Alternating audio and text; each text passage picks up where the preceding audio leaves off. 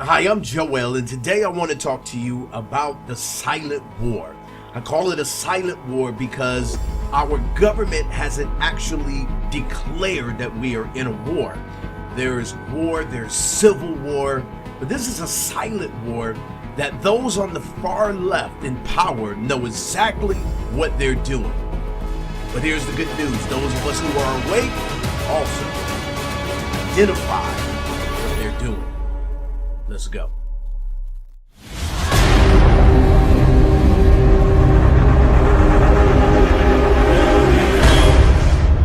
Well, so here we go here. Now we have Kathy Griffin. Oh my God. Kathy Griffin. Watch this. She says, I went too far. I'm getting ready to show you. She says, I went too far. Then she's apologizing for posting a video of Trump's severed head on social media. And she is now being investigated for threatening the president. Yes, you should. But she only apologized after the Secret Service suggests that she would be investigated. And now she's saying, oh, I took it too far. Let's take a look at it.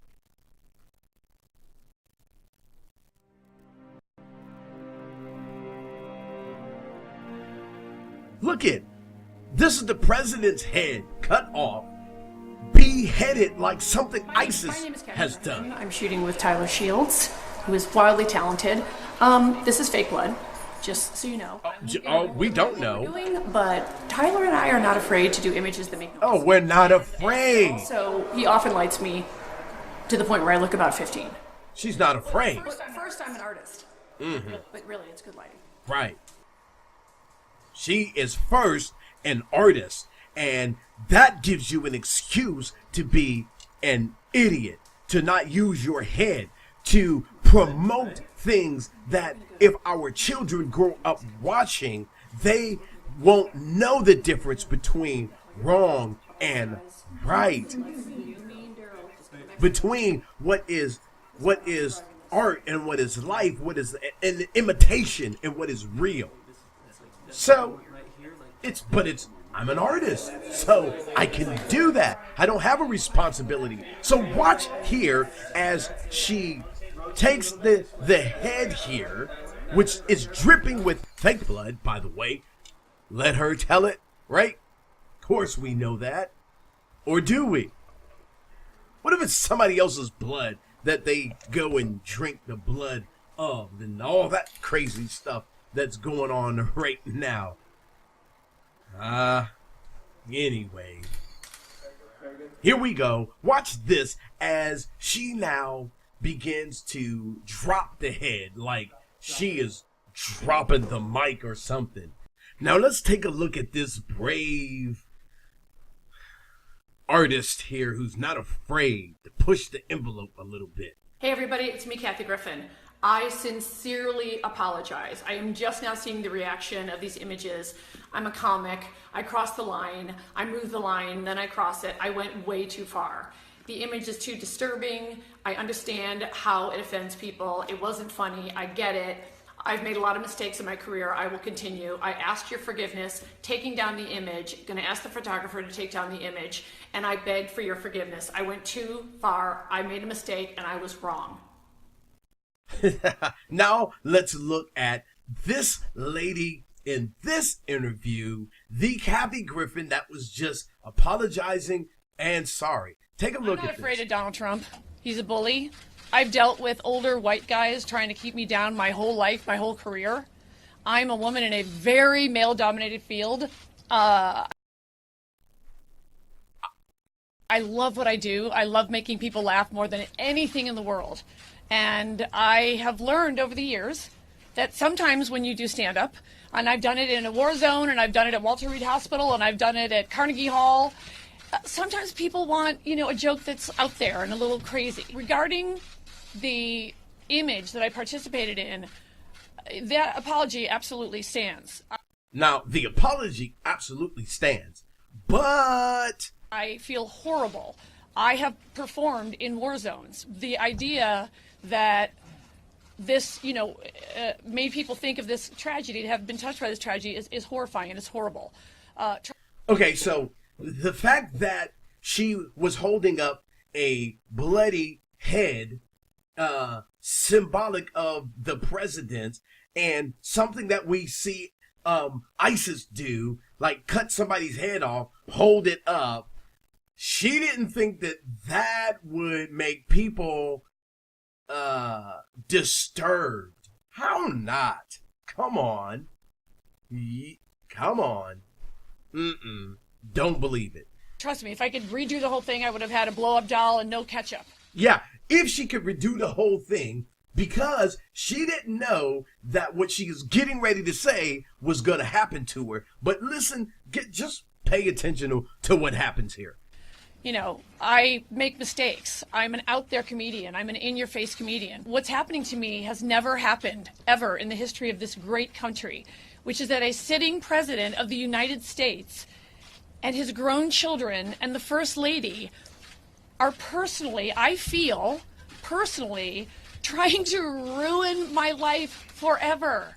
Okay, so this has never happened before because we don't have a president that is just going to sit back and play politics with people today. That's not the type of president that we have. And his children should be going after you. If somebody held up a head that looked like mine, I would think that if my children seen it, that they wouldn't go hide in a corner somewhere, that they would go to war for their father. And so now she can't take what she just dished out. Now, I've always heard it this way, that if you live in a glass house, do not throw rocks. Forever. You guys know him. He's never going to stop. The death threats that I'm getting are constant, and they are detailed, and they are serious, and they are specific.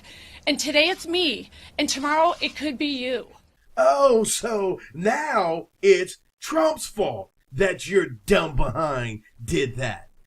That you held up something that looked like his head being cut off with blood on it. He was beheaded by you, Miss Tough Lady. Now you're getting death threats. What if they are comedians who are pushing it over the line just a little bit? Little lady, what if that's the case? Oh, now it's Trump's fault, and because you're getting death threats, because you did something stupid, now you're going to try to spin it because why? The people on the left, they said, hey, we appreciate that you're helping us out. Now you're caught in this predicament. Here's how you can spin it. I believe so passionately about this. If I don't stand up and say this, I'm afraid there's going to be some 12-year-old nerdy girl like me in Forest Park, Illinois, who's going to maybe be watching me to see what I do. And this bully and this president of all people is going to come after me? He picked the wrong redhead. I've made fun of W. I made fun of Clinton. Oh, God, remember the Monica dress days? Those were the days. You could make dress jokes all day long, and nobody tried to kill you. You shouldn't have to die for this. I'm under a Secret Service investigation. And the first family did not come after you with any of the other presidents. You know, it is Yes. so unpresidential. Excuse me, Barbie doll.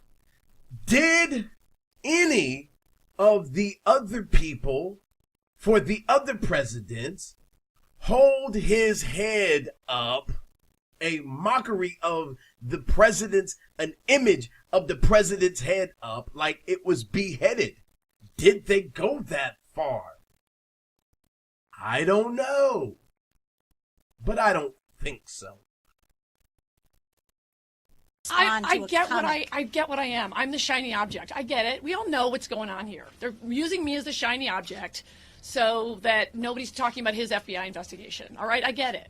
I'm 56 years old. I'm 110 pounds wet. I've had everybody turn on me, and I just want to make people laugh. That's all I want to do. I'm not laying down for this guy. I'm going to make fun of him. I'm going to make jokes about him and the housewives and Kardashians. But, you know, he does provide a lot of material. I mean, you got to be honest. He really, It's a good time to be a comedian. It's scary to be a citizen, but it's a good time to be a comedian. Oh, I'm not afraid of Donald Trump. it's a scary time to be a citizen.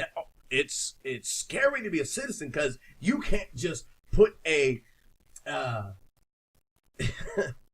don't even want to go there anymore. It's like, come on, people. What are you guys doing here? We understand what you're doing.